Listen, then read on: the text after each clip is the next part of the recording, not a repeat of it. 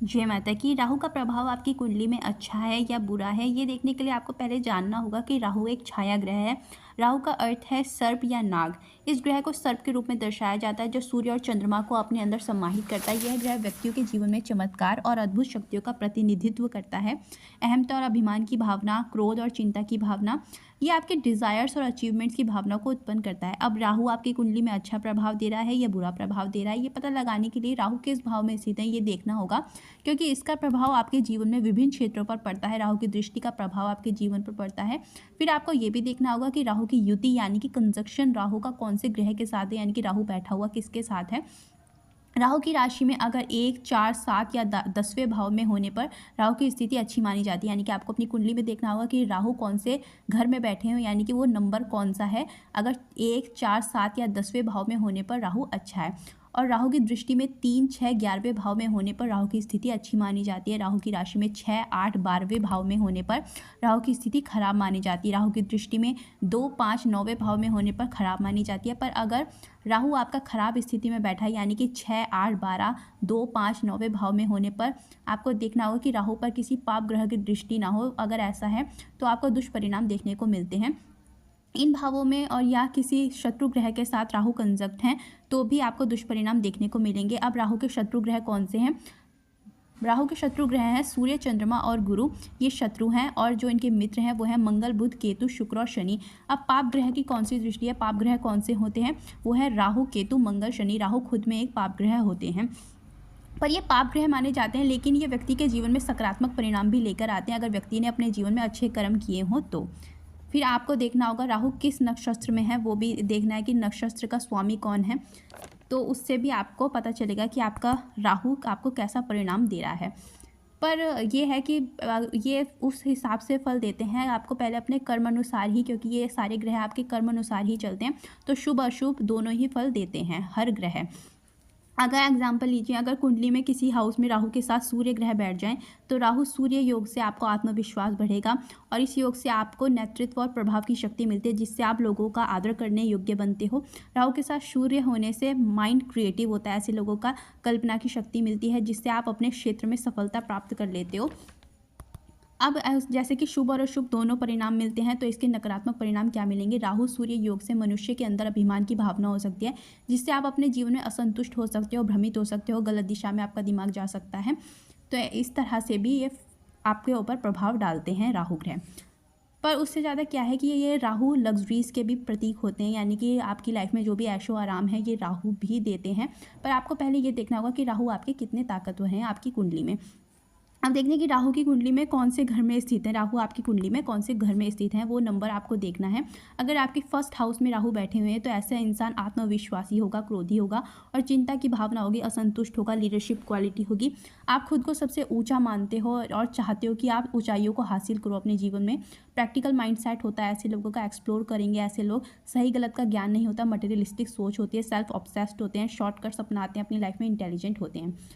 अगर आपकी Rahu second house में बैठे हुए हैं तो कैसा असर डालते हैं आपके ऊपर? ऐसे लोगों की कन्विंसिंग पावर बहुत अच्छी होती है, आर्थिक स्थिति और समृद्धि मिलती है, ऐसे लोगों को सुख समृद्धि मिलती है, ऐश्वर्य मिलता है इनको इनकी लाइफ में, परिवार से इज्जत मिलती है। और नेगेटिव क्या मिलता है? जैसे अशुभ और शुभ प्रभाव दोनों साथ के साथ चलते हैं ऐसे लोगों का। तो क्या है कि आर्थिक संकट, चिंता, पारिवारिक समस्याएं, कठिनाइयों का सामना करना पड़ेगा, अप्स एंड डाउन्स, किसी को कुछ गलत नहीं बोलना चाहिए, ऐसे लोगों को बहुत सोच समझ के बोलना चाहिए। अगर आपके राहु थर्ड हाउस में बैठे हुए हैं तो पॉजिटिव इम्पैक्ट क्या पड़ेगा आपके ऊपर? ऐसे में क्या होता है कि ऐसे लोगों को सहायताएं बहुत मिलती हैं, यानी कि हेल्प मिलती है लोगों की, जहां आप चाहते हो आपको हेल्प मिल जाएगी, लोग आपके लिए खड़े हो जाएंगे।